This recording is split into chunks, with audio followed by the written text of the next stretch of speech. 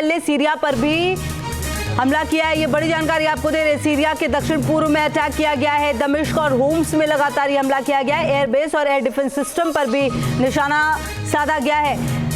तो ये बड़ी खबर आपको दे रहे हैं। मधुरेंद्र, क्या ये बात भी सामने आ रही है कि सीरिया पर भी हमला किया गया है, दक्षिण पूर्व में अटैक किया गया है? देखिए, बिल्कुल सीरिया भी निशाने पर है और सीरिया के भी 2 इलाकों में धमाके की खबर आ रही है। ये टारगेट सेट किया है इजराइल की सेना ने, क्योंकि सीरिया की अगर बात करें तो वहां पर भी रेजिस्टेंस फोर्सेस का प्रेजेंस है, वहां से भी लगातार हमले इजराइल को करा रहे हैं और ऐसे में सीरिया को भी टारगेट किया गया है। अगर आप ईरान के परिप्रेक्ष्य में देखें तो सिर्फ तेहरान नहीं बल्कि हमको कराज का भी इलाका दिखाई दे रहा है, जहाँ पर इजरायली फाइटर जेट ने बम बरसाए हैं और वहां पर भी मिलिट्री जो ठिकाने हैं ईरान के, उसको टारगेट किया गया है। तो तेहरान और कराज ये दोनों इजराइल के हमले की जद में रहे हैं। तस्वीरें आ रही है और बताने के लिए काफी। अच्छा मधुरेंद्र, आप ये हमारे साथ, हम आप बेहद अहम जानकारी दे रहे हैं, हम आगे भी आपसे बात करें, लेकिन इस बीच जो एक तस्वीर सामने आ रही है वो हम अपने दर्शकों को दिखा दें। आप देखिए कितनी स्पीड में है, तमाम चीजें इतनी तेजी में है कि वो कैमरे भी कैद नहीं कर पा रहे, बस एक मूवमेंट है।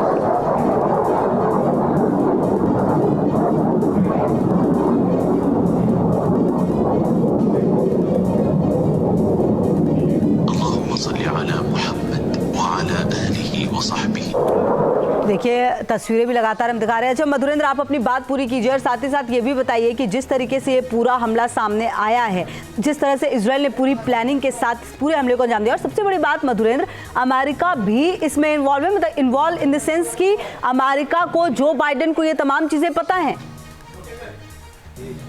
देखिए, बिल्कुल इसको लेकर नेतन्याहू और बाइडेन की बातचीत की हुई थी और इजराइल ने लंबे समय तक अपने प्लान को डिस्क्लोज नहीं किया था। हालांकि कुछ प्लान लीक होकर भी सामने आए थे, लेकिन जाहिर तौर पर ये और ज्यादा लीक हो उससे पहले इजराइल ने ईरान पर हमला कर दिया और इस हमले की जद में उसने मिलिट्री रिसोर्सेज को लिया है। लेकिन हम ये भी देख रहे हैं कि जो इंटरसेप्टर मिसाइल्स हैं वो भी एक्शन में ईरान की दिखाई दे रही है और जाहिर तौर पर 100% अपने हमले को अंजाम इजराइल ने दिया हो ये संभव नहीं दिखाई दे रहा। लिहाजा कुछ इंटरसेप्टर मिसाइल्स ने इजराइल के जो अटैक्स हैं उसको डिफीट किया है और उसकी विजुअल्स जो है वो तेहरान जारी कर रहा है और बताने की कोशिश कर रहा है कि उसका बाल बाका इस हमले में नहीं हुआ है, ताकि वो अपनी फेस से भी कर सके। तो ये स्थिति दिखाई दे रही है। लेकिन जो मिलिट्री इंस्टॉलेशंस हैं, जो एयर स्ट्रिप्स हैं, जो एयर एसेट्स हैं, उसको कितना ईरान में इजराइल फिट किया है ये देखना बेहद दिलचस्प होगा, क्योंकि ऐसी स्थिति दिखाई दे रही है जिसमें इजराइल अपने टारगेट्स को फिट करता हुआ दिखाई दे रहा है। चाहे तेहरान के आउटस्कर्ट्स में देखिए या कराची। महत्वपूर्ण बात यह है कि इस हमले के ठीक पहले जिस तरह से ईरान ने भी अपनी तैयारी की थी वो भी सबके सामने है कि रशिया की मदद से इसने S-400 डिफेंस सिस्टम जो है वो तैनात किया, क्योंकि ईरान के पास ऐसा कोई एयर डिफेंस सिस्टम नहीं था जो उसका बचाव कर सके। लेकिन रूस ने उसकी मदद की,